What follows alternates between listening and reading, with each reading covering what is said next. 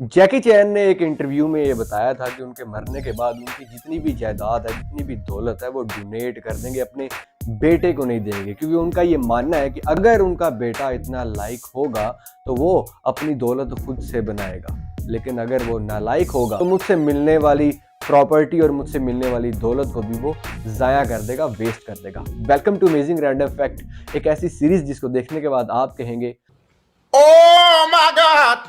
मेरा नाम है मोहम्मद उमैर और आप देख रहे हैं उमैर टीवी।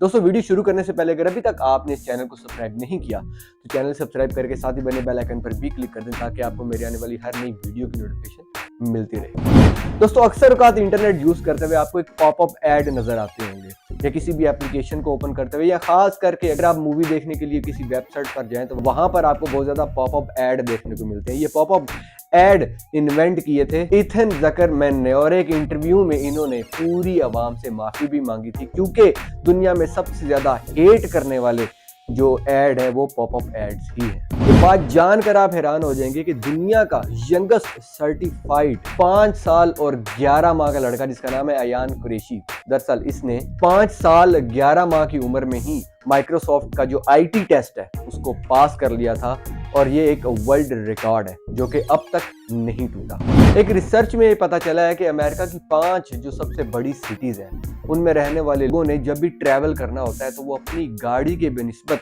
ऊबर का इस्तेमाल करते हैं, क्योंकि वहां पर उनको फ्यूल या जो भी उसकी जो कंजप्शन होती है वो उनको कॉस्टली पड़ती है बनिस्बत ऊबर के। अब ऊबर उनको डिफरेंट ऑप्शंस देती होगी या डिफरेंट डिस्काउंट देती होगी, तो वहाँ के लोग ज़्यादातर अपनी गाड़ी के बजाय ऊबर का इस्तेमाल करते हैं। अब ऐसे बहुत से ऐसे लोग होंगे जिनको भूत वगैरह की या पैरानॉर्मल एक्टिविटीज़ की बातें करना या ऐसी मूवीज़ देखना बहुत ज़्यादा अच्छा लगता है, लेकिन अब आप इसकी स्टडी भी कर सकते हैं और इस स्टडी में आप PhD भी कर सकते हैं, और ये आप कर सकते हैं यूनिवर्सिटी ऑफ एडनबर्ग से। दोस्तों, आज के लिए इतने था।